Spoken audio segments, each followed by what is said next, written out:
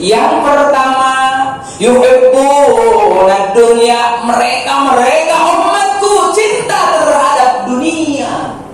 Namun wayansawnal ukhra, dia melupakan amal untuk kehidupan di masa yang akan datang.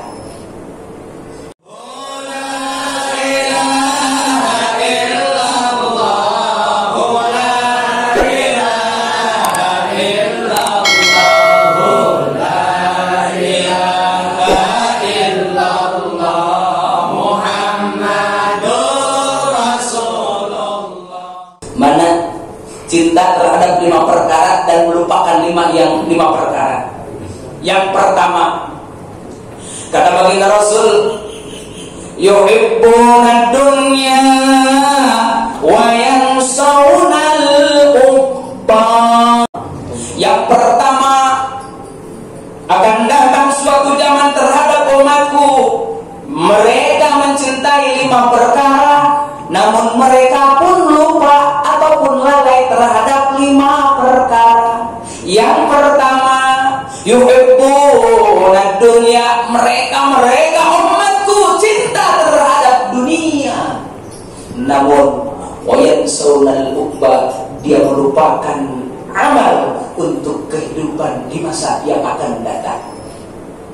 Sedikit gambaran mana sih orang yang cinta dunia namun dia lupa akan amal untuk di masa yang akan datang. Contoh, seorang hamba tersebut diberikan kehidupan yang layak oleh Allah Subhanahu wa ta'ala, hidup berkecukupan, dia berpendidikan, bahkan hidupnya berharkat, bermartabat, pun jabatan dia pegang, kemewahan dia rasakan, dengan gemilang hasil jerih payah kehidupan. Namun sayang 1000 kali sayang, dia hanya terkorek, terpana oleh kemilaunya dunia, sehingga dia lupa akan indahnya surganya Allah Subhanahu wa ta'ala. Cinta dunia sehingga dia lupa terhadap yang lemah, dia lalai terhadap fakir miskinnya, dia tidak menghiraukan yatim piatunya, dia tidak membantu pembangunan pondok pesantrennya, tidak membantu prasarana ibadahnya, namun semata-mata dia hanya mengumpul-ngumpul dunia saja. Itulah orang yang cinta dunia, lupa akan akhirat. Yang padahal sering saya sampaikan dimanapun saya kajian, bahwasannya dunia bisa menjalankan kita menuju surga, menghantarkan menuju surga. Jawabannya bisa. Dunia yang bagaimana? Itulah dunia yang kita kirim, kita paketkan melalui ekspedisi yang dilegalisir oleh Allah Subhanahu wa ta'ala. Mana ekspedisi yang dilegalisir oleh Allah Subhanahu wa ta'ala? Di antaranya melalui paket JNE yatim piatu. Mana lagi legal ekspedisi yang dilegalisir oleh Allah Subhanahu wa ta'ala? Di antaranya pos pembangunan masjid. Mana lagi? Mana seperti JNT-nya mana? JNT-nya fakir miskin. Itulah ekspedisi yang dilegalisir oleh Allah Subhanahu. Kita pamerkan oleh kita harta kita, kekayaan kita, dikirimkan melalui JNE-nya anak yatim piatu santunan. Nah, insya Allah itu harta malia akan nyampe ke akhirat, pun menghantarkan kita menuju surganya Allah Subhanahu wa ta'ala. Melalui pondok pesantren, melalui pembangunan majlis taklim, melalui pembangunan masjid dan mushola, membantu fakir miskin, tidak lalai terhadap tetangga-tetangga yang kekurangan. Insya Allah itu pun akan menjadi ladang ibadah yang tiada tara melalui harta benda. Satu kita terangkan. Namun jangan khawatir, ini gambaran dari Rasul. Kata Rasul, ini akan datang suatu masa. Tapi masya Allah tabarakallah ya, kita pun hampir, mudah-mudahan kita tidak termasuk, hampir kadang-kadang punya perasaan dan pemikiran, waduh saya kerja capek-capek, udah ada kok yang menikmatin tetangga, sudah ngumpul kok yang makan anak yatim, anak orang itu. Saya kerja capek-capek kok, bukannya bikin rumah yang mewah, malah bantu majelis taklim pondok pesantren dan masjid. Saya yang kerja. Kadang ada perasaan seperti demikian. Namun untuk salah satu cara untuk mengusir perasaan tersebut, kembali kepada aturan yang diatur oleh Allah dalam Al-Quran, yang dijelaskan oleh para alim ulama di dalam kitab-kitabnya. Salah satunya di dalam kitab Nashihul Ibad, bahwasanya Rasul sudah memberikan gambaran bahwa seseorang cinta terhadap dunia namun lupa akan akhirat. Yang padahal kita jangan khawatir tentang harta yang kita sedekahkan, tentang maliyah yang kita berikan, tentang harta yang kita punya kita berikan untuk membantu sesama. Bukankah janji Allah dalam Al-Quran? Kata Allah, mazalul ladzina yunfiquna amwalahum fi sabilillah kamazali habbatin ambatat sab'a sanabila fi kulli sumbulatin mi'atu habbah. Allahu yudha'ifu liman yasha'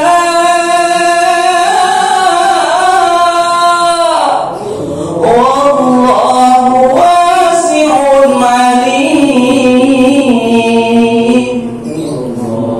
Wallahu a'lam bimuradihi bidzalik. Kata Allah, masalul ladzina yunfiquna amwalahum fi sabilillah. Misil-misil contoh-contoh berumpamaan orang-orang yang membela agama Allah, membantu pembangunan pondok pesan, membantu membangun masjid, membantu membangun musol, menyantuni yatim piatu, membantu fakir miskin, membantu nenek-nenek jeung aki-aki pengen.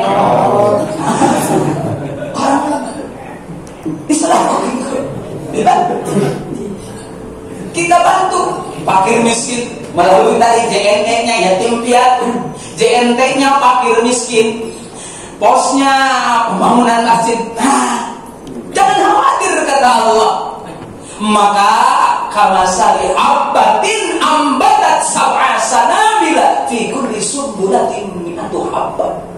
Kita sedekah 1000 itu laksana 1 biji. Yang 1 biji tumbuhlah menjadi 7 tangkai.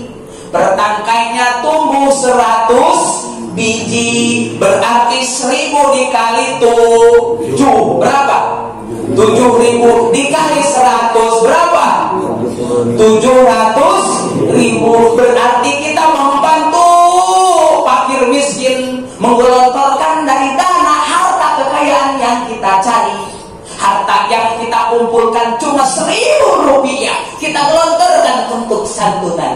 Datang ke Pak Ketua, Pak Ketua ikut saya mau santunan 1.000.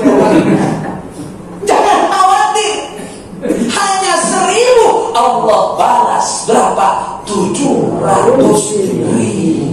Untung apa sih? Kepengen apa kagak?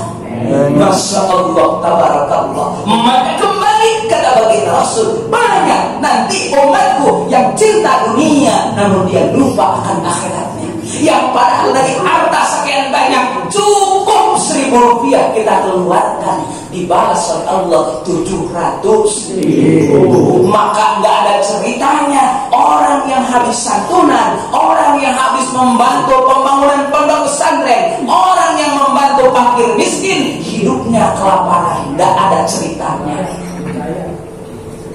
Nggak ada ceritanya orang yang habis bakti sosial hidupnya jatuh miskin, perusahaannya ambruk. Nggak ada ceritanya.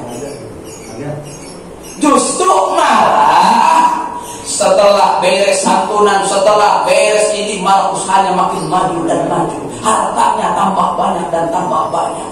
Itulah keberkahan. Ini janji Allah. Apakah balasan seperti itu hanya di situ saja? Cukup 700.000 saja? Oh tidak. Kata Allah, Wallahu yudha'ifu liman yasha.